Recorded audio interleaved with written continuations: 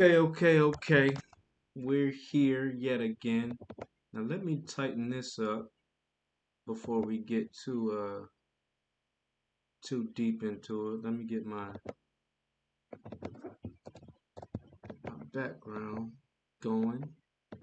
How's everybody doing today? You see the thumbnail, you see the title. You know what we're talking about today. Today, let's do this one. Uh-oh. Uh-oh. Y'all bear with me. Had to get this thing where it needed to be. Yeah, today we're talking about Travis King. Travis King was recently released from North Korea. There we go, get the background track going. All right, so Travis King, he was recently released from North Korea. If you have not heard, because the media has been very hush hush about this situation. Travis King was in the United States Army. He was a private stationed in South Korea. This man decided after getting into a drunken fight, apparently he got into a fight with some officers, from what I understand. He got in a fight, got drunk, got in a fight with some officers.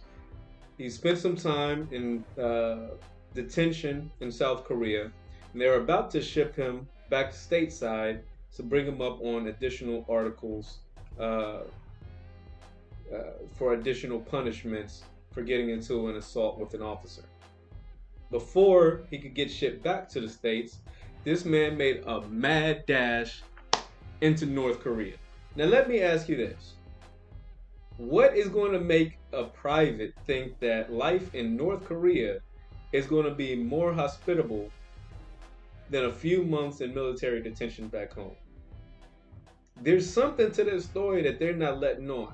So far, mainstream media has been very quiet about this situation, which is interesting because when there was a situation with Brittany Griner getting arrested in Russia, the media could not shut up about it. They had athletes, they had LeBron talking about bringing home Brittany Griner. They had articles shaming black men. Hey, black men, why aren't y'all calling for Brittany Griner to come on home? When Brittany Griner did come home, they had additional articles saying, oh, look at Brittany Griner's first game home. How is Brittany Griner readjusting to life in America after detention in Russia? There was so much publicity in getting Brittany Griner home.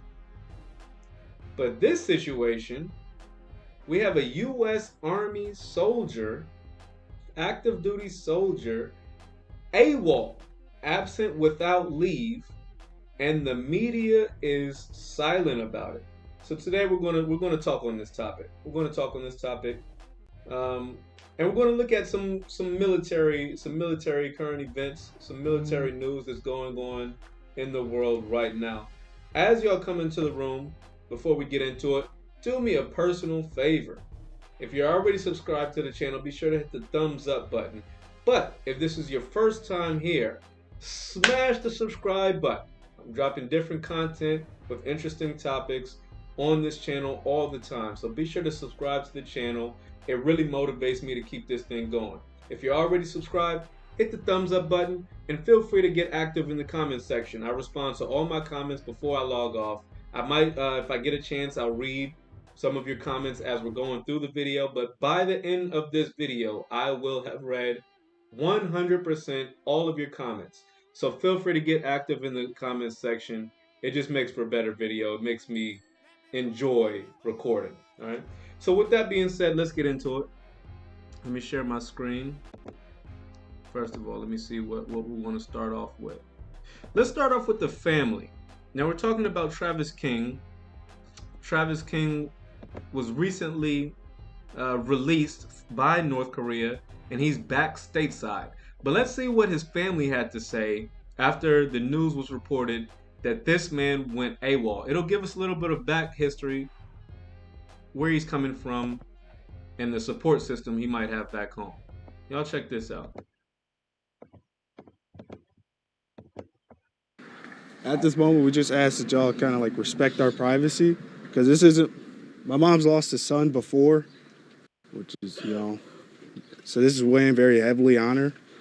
And we just, like I said, ask that y'all respect our privacy. At some point, we'll be more talkative maybe at some point, but we just want to see where it goes from here. But at this time, we just ask that y'all like defer to the U.S. military and whoever's like handling this. I'm thinking I want to know what was going on in his mind because I can't see him doing that. I couldn't believe it. I don't think my grandson would have did that to be in the right mind. I think that he got a problem. He needs some help. But I couldn't believe he did that. They said he jumped on some officers over there. That's not him. But now I heard that he had started drinking and stuff. And he didn't do that here. He didn't drink. He didn't do no drugs. All he did was read his Bible and played the Nintendo game. All right, so that's giving us a little bit of background information. It sounds like his family's vouching for him. They're saying, listen, I don't know why he would do a thing like that. He wasn't a big drinker when he was back home. He wasn't a big drinker. He just read his Bible. It seemed like a good kid. He was in the army, private, so he's working his way up through the chain of command.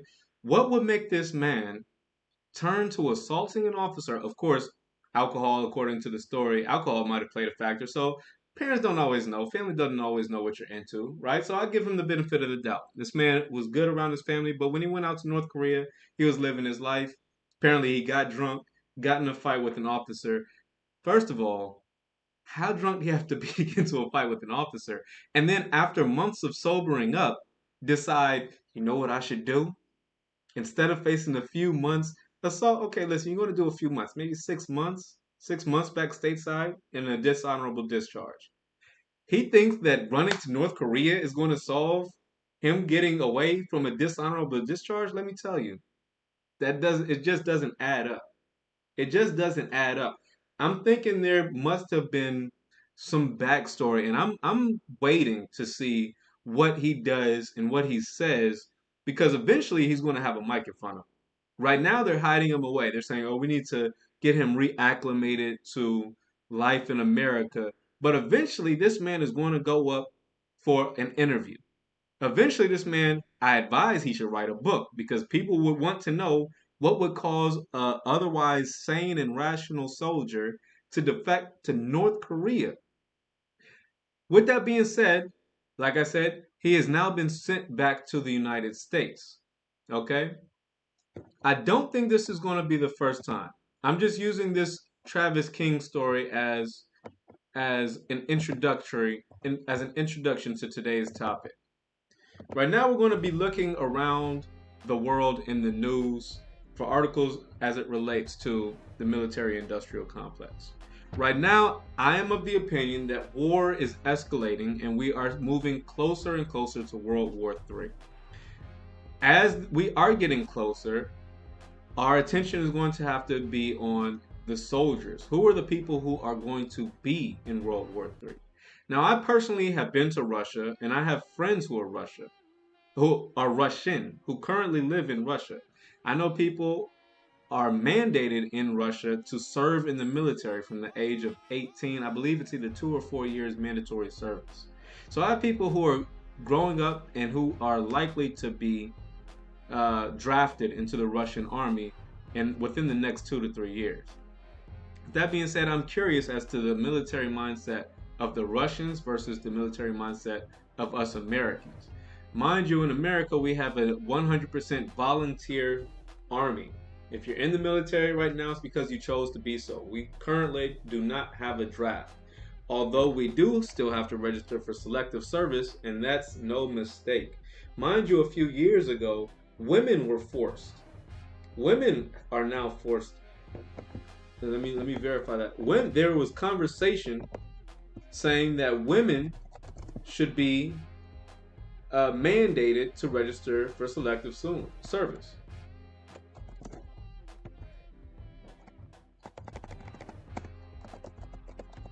Hold on.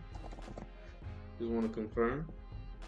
Yeah, there was a lot of talk, and what they're trying to do as of January 2016, they are pushing to require females to register for selective service. This is something that was ongoing, and this Defense Secretary and the Joint Chiefs of Staff are still recommending this decision be made. So this is something that we're going to have to keep our eyes on in the not too distant future. We see that there are a lot of laws being created that have to do with women right now, as far as their rights, and their abortion rights are being influenced down there in Texas.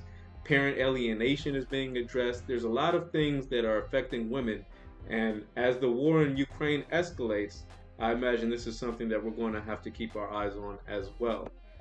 With that being said, there are the war in Russia is escalating. We're going to get into this article today. This article is coming from Newsweek, and it reads, Russia threatens direct attacks on U.S. allies over soldiers and Taurus missiles. Russia is openly saying, listen, we are going to begin targeting NATO allies, specifically Germany, who is providing the Taurus missiles, and UK, who has already announced that they are planning or considering moving their training sites to within Ukraine. Right now, Ukraine is sending their troops to the UK, to Great Britain, for training on the weapon systems that are being provided from the UK. However, this is logistically not inconvenient, I should say. So we're going to get into this article, and we're going to see how this thing is escalating. And this is a topic that we're going to continue to have an eye on in the future. So let's get into this article. All right. Russia threatens direct attacks on U.S. allies over soldiers and Taurus missiles. Here we go. British troops training forces in Ukraine and Germany factories making Taurus missiles. Should Berlin provide Kiev with long-range weapon? Would be a legitimate target for Russian strikes, former Russian President Dmitry Medvedev has said. This is what you need to know. They are starting to legitimatize. They're trying to call out. British troops and German factories within Germany. Should Berlin, the capital of Germany, continue to provide Kiev, Ukraine, with long-range weapons?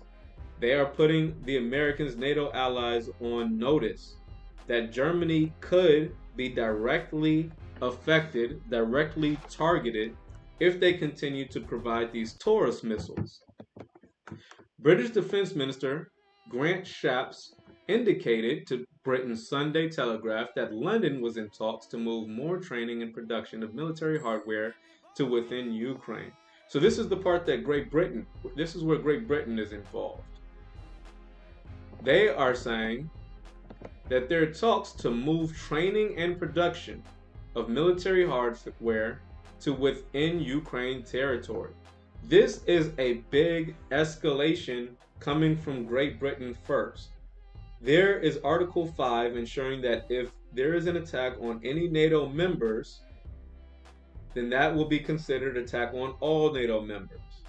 So far, although NATO has been providing weaponry and direct financial aid to Ukraine, they've been trying to skirt this thin line to say, hey, we're helping Ukraine, but we're not in this war. Ukraine's not really a NATO member. But here's my question. If Ukraine is not a NATO member, what would be the difference if they were? If Ukraine today, hypothetically speaking, was a NATO member, effectively, what would be the difference? What is it that we're not providing, that we would be providing if Ukraine was a member? Because keep in mind, even if Ukraine was a member, and this is something that the other countries like Latvia need to be aware of, even if these countries, these smaller countries, were NATO members, would the United States in particular and some of these larger NATO members as a whole be ready to escalate all the way to nuclear war if some of these smaller countries were attacked? I submit to you that likely no. Even if Ukraine was officially a NATO member, I think that the United States would want to stall or slowly escalate this thing. They wouldn't be in any excitement to get into direct conflict with Russia. So even if NATO and some of these smaller, newer NATO countries were attacked by Russia, it's not as if the United States is going to immediately respond by sending in U.S. troops. No, that's just not realistic. That's not how this thing works. We would continue to do exactly what we're doing anyway.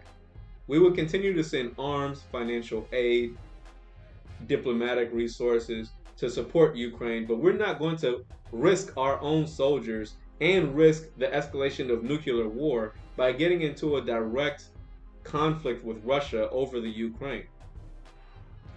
Effectively, Ukraine is being treated as if it already is a NATO ally. We're giving them everything that we would give them if they were allies.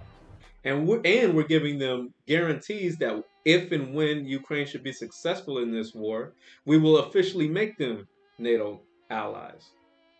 NATO members, excuse me. So it's kind of crazy the way that this thing is escalating. The United States is and the NATO members are continuing to provoke Russia. Here again, British members saying, oh yes, it's not enough that we're giving them weapons. It's not enough that we're giving them training. Now we're going to put ourselves into this country and risk direct conflict. So this thing is continuing to escalate, and we'll see how it goes. Let's see where Germany is involved in this though. I was talking today about eventually getting the training brought closer and actually into Ukraine. This is what British Defense Minister Grant Shapps is saying. However, British Prime Minister Rishi Sunak downplayed the defense minister's comments, saying this was something for the long term, not here and now. Understand, this is just a media ploy. When they're putting it into the media that this is something quote unquote for the long term, that means look out for the next 9 to 16 months. I say a year to a year and a half. This is something that you're going to see in the not too distant future, because they said the same thing about sending the planes in, F-30s, saying the same thing about combating Russia's air defenses. They said the same thing about sending in these tanks from Germany. They said if we are to send these weapons, that would mean World War III. And I just might have to play the clip on that of Joe Biden whispering that if we send in additional weapons, that would mean World War III. Yeah, they say it, and it's soon to come. They're just preparing the public to get accepted. They're preparing the public to accept it. Let's read a little bit more of this article. All right, and this is a relatively short article, guys, and I'm doing this intentionally because I know sometimes I can get long-winded, and I don't want to keep y'all up all night today. Now, what the defense secretary was saying was that it might be possible one day in the future for us to do some of that training in Ukraine. So the Great Britain is openly saying that they are planning on doing training, sending British troops, British soldiers into Ukraine. Russia is not going to accept this. That would make them a legitimate target, thus provoking or escalating the war towards World War III. There are no British soldiers that will be sent in to fight in the current conflict, they say as of now. If British soldiers were deployed in this capacity, now this is important, this is Russia's response to Great Britain announcing that they're considering sending troops in. This is important. If British soldiers were deployed in this capacity, the capacity being training Ukraine from within Ukraine, this would turn them into a legal target for Russia's military. Former Russian President Medvedev said in a post to the Telegram on Sunday. These personnel will be mercilessly destroyed, said Medvedev, who currently serves as the deputy chairman of Russia's Security Council.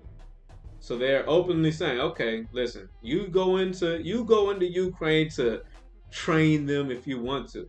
Mind you, US troops as well as, or I won't say troops, but US citizens who are currently operating in Ukraine on a mercenary type level have already been captured and killed from the within Ukraine. So they're already there. Americans, British, NATO, Western citizens, civilians, veterans are already there participating in this war. They're already there, but they're not there in an official capacity. But this British escalation saying, yes, we're going to send our troops on the ground in Ukraine, that's very big escalation. And that's a dangerous situation should Russia target them, which they're already saying, yes, we would. We would mercilessly target any British or NATO allies within Ukraine. Let's continue to see what they say about Germany. What we're doing is training Ukraine. Ukrainians, Sunak said. We're doing that here in the UK. People will know for a long time that we've been training Ukrainian citizens and soldiers. We've been doing that here in Britain. We've taken a lead on that. A lot of other countries have joined our efforts and are making a huge difference, and we'll continue to do so. Blah, blah, blah, blah, blah, blah, blah, blah, blah, blah. A report released by the RAND Corporation think tank late last month suggested that certain events could accidentally escalate the war in Ukraine. It's not an accident. In war, there are no accidents. In politics, there are no accidents. This is not an accidental escalation. This is a very purposeful and intentional escalation, coming on the heels, mind you, coming on the heels of the election in 2024. Democrats need some type of escalation in Ukraine. They need a wartime president, and most specifically, they need to get rid of Joe Biden. The Democrats are in a very tight situation right now as far as remaining in power, holding on to power politically next year in these upcoming elections, and walking this thin rope and dealing with Ukraine without escalating all the way to nuclear war. So Democrats are playing a very razor thin game right now. They're walking on some razor thin ice. They really are. They got a lot to juggle right now. Medvedev also warned that should Germany make the decision to send Taurus missiles to Ukraine, Russian strikes on German factories where these missiles are made would be in full compliance with international law. This is big also. This means that Russia is holding on to their right to attack Germany straight out. And you know, if Germany is directly attacked, they're going to have to respond with force. So this is very interesting. Let's see if this affects Germany's decision to send Taurus missiles to Ukraine. Let's see if this affects their decision to send missiles to Ukraine. And let's see if Russia actually follows through on this threat. These are a few things that we're looking at that are going on in the world that have real world potential to affect all of our lives. I think next year, 2024, right now we're moving into the winter months, but next year there's a lot of exciting things that we're going to have to be on the lookout for. And the way that we're managing this conflict is crazy. The way that we see the Democrats escalating, whereas we see the Republicans are the America is a nation that can be defined in a single word. Hold on. I was a excuse me. Hold on. The foothill. America is a nation. Sorry about that, guys. I'm going to play you a clip. But first I need to. Sorry about that, guys. I'm going to play you a clip, but first I need to introduce this topic. So right now, as it relates to the war in Ukraine, we see both the Republican Party and the Democratic Party are unified as far as the need to uplift Ukraine. There's no party that's saying, oh, we need to de-escalate this war. the Republican Party and the Democratic Party, for some reason, always seem to agree on the need for more war. That's something, of all the disagreements going on in the country, the one thing Republicans and Democrats can seem to agree on is we need more war. With that being said, at least you have some unique voices from the Republican side saying we need to de-escalate this thing. You have people like, first of all, Tulsi Gabbard, who was in the army, who was a Democrat, purposefully and intentionally left the Democratic Party, announced her disownership of the Democratic Party, moving towards an independent/Republican. She's moving on the independent route now, saying that the Democrats are warmongers. From the Democrats, Tulsi Gabbard is the only one who's spoken against this war. You don't see people like AOC, Ilhan Omar, right? You don't see the progressive, quote unquote, progressive left talking down on this war. They seem to be all supportive. But you do see people like Rand Paul speaking on the support for Zelensky and Ukraine being totally unjustified. And let's check out this video, because so far Rand Paul has been the only voice of reason that I've seen. That this is a good investment of their dollars. Sorry about that. Check this video out. Can we honestly look our constituents in the eye and tell them that this is a good investment of their dollars? Some tell them that this is a good investment of. To look our constituents in the eye and tell them that this is a good investment of their dollars. Some say the war in Ukraine is a fight to save democracy, but those who say that need to be honest with themselves. Ukraine is far from a shining example of democracy, and while the strain of war can make for questionable government actions, we have to live with them when the war is over. For all the platitudes about America supporting democracy and making the world safe for democracy, the Woodrow Wilson advocates among us, the biggest recipient of American welfare, Ukraine, canceled its next presidential election. You're telling me we're sending $100 billion to a country that's not going to have elections? We're going to send $100 billion to a country that now has what, a president for life? I say, oh, well, we could, but it's difficult. Does anybody remember the American Civil War, where 600,000 people died and yet we didn't miss an election? They've canceled the presidential election. We should cancel our aid as a response. Now, I wanted to play that, and sorry it was a little bit broken up, but I think you get the point here. Rand Paul is the voice of reason, saying we're going to send $100 billion to a country who is canceling their elections on behalf of democracy. We're saying that we're supporting Ukraine, we're supporting democracy, but they're canceling their elections. This is not a democracy. This is a very corrupt country who right now we can't seem to give enough standing ovations. We can't seem to give enough medals to the open Nazis who are fighting in Ukraine. We're openly supporting Nazis in Ukraine. The Nazis here in America seem to openly be supporting Joe Biden. And for some reason, some outliers in the Republican Party are the only ones who have any pushback or anything to say about it. While we have someone like Rand Paul speaking about the issues in Ukraine, we have a president who is the commander-in-chief, the highest ranking officer in the military. This is who we have to look at. This is who we have to look at. America is a nation that can be defined in a single word. I was in the foothills of the Himalayas with Xi Jinping, traveling with him. I guess we traveled 17,000 miles when I was vice president. I don't know that for a fact. And now maybe you didn't hear that. Maybe you had some trouble understanding what America he is said. a nation. Well, that wouldn't make, you wouldn't be the only one. Because so did I. I had a lot of difficulty. So I'm gonna play that one more time.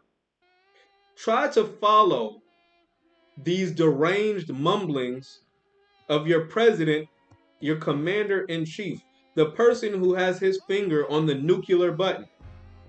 This is what's in the mind of the highest ranking officer in the United States military. Let's listen to him one more time.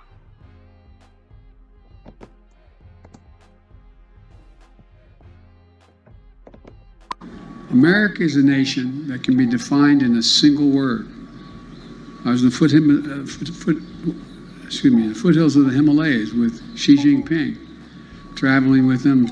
We've traveled 17,000 miles when I was vice president. I don't know that for a fact. And Kamala's lost. Kamala has no idea what that man just said. I'm lost. I have no idea what that man just said. You're lost. You have no idea what that man just said. I could go on with clips like this for days. Let's check out one more. Let's check out one more. Just to kind of prove a point here. Let's play one more. And there was no way we were ever going to unite Ukraine. Iraq, Afghanistan. No way that was going to happen. This man doesn't even know what military excursion he's currently in. The man is lost. The man is lost. He's in out of his depth. He's in out of his depth, man. And this is the commander-in-chief. This is the highest ranking officer in the military. This is the man who has his finger on the nuclear button. If things were to escalate in the United States, or if NATO members were attacked with a tactical warhead, an EMP from Russia, imagine Europe goes black. What is our response? It's going to be whatever response the Joint Chiefs of Staff make, because the United States president, he's not competent to make a decision in such a high stress situation. I'm thoroughly convinced that Joe Biden would freeze. He would not be capable of making any type of decision in a high stress situation like that. I lack all confidence. I lack all confidence in Joe Biden's decision making ability. Now, I just played a few clips of Joe Biden losing it, but they're openly admitting it in articles now. They're openly admitting it. They're not even trying to hide it anymore. They're not even trying to hide it. Biden's false tales are increasing. Is it a sign of memory disorder? President Biden has a long history of telling stories that are embellished, if not outright fabricated. The man is a liar, but his falsehoods are increasingly rapid. Mental health experts say the false memories might be signs of confabulation, a neurological disorder linked to dementia. This is just mainstream media at this point. They're not even trying to deny it, and I don't understand how a presidential party, I don't understand how the Democratic Party can support. They're currently actively rigging the primaries against rational thinkers like Marianne Williamson, rational thinkers like RFK, Robert F. Kennedy, rational thinkers. Like, they need to go ahead, even if people are saying that they need to do a Hail Mary play, move Kamala Harris from vice president, so that, because mind you, Dianne Feinstein just died, so they're saying maybe we should have Kamala Harris take her position so that she can then run, instead of being the vice president, she can then make a run for the presidential elections. There's some political maneuverings right now to see how can they get around Joe Biden, because everyone recognizes that Joe Biden is a lost cause. He's a lost cause. If he runs, he will lose. He will lose. And I don't understand how the DNC could be so actively rigging their elections against those rational minds like RFK and Marianne Williamson, when the person in office clearly is inept. They're unable to do the job. Listen, guys, if you've made it this far in the video, do me a favor and hit the thumbs up button. I'm going to leave y'all with one or two more clips. I want to leave y'all with 1 or 2 more clips before I log off. But first, if you've made it this far in the video, support the channel by hitting the thumbs up button. And if you're new to the channel, smash the subscribe button and come on back for similar conversations on topics just like this. Current events, news, politics, military, religious conversations, all types of controversial conversations. Y'all come on back, subscribe, support the channel. With that being said, I'm going to leave off with this. I want to play y'all one more clip before I clock out. Y'all be sure to hit the thumbs up button on your way out. Let me check to make sure I don't have any comments to address today. Awesome. Trayvon Jones, what's up, brother? Salute.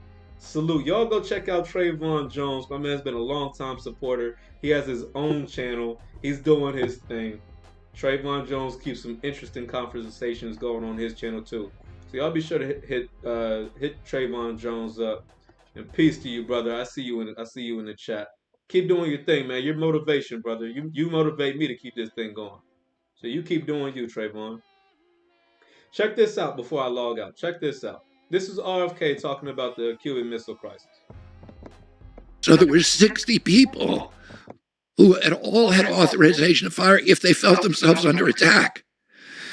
So you have to believe that at least one of them would have launched, and that would have been the beginning of the end. And, you know, if anybody had launched, you know, we knew what would happen. My uncle knew what would happen because he asked again and again, what's going to happen? And they said, 30 million Americans will be killed, but we will kill 130 million Russians. So we will win.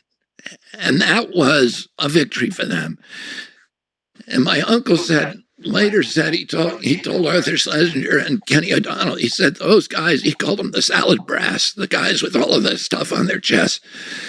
And he said, those guys, they don't care because they know that if it happens, that they're going to be in the charge of everything. They're the ones who are going to be running the world after that. So there were 60 people.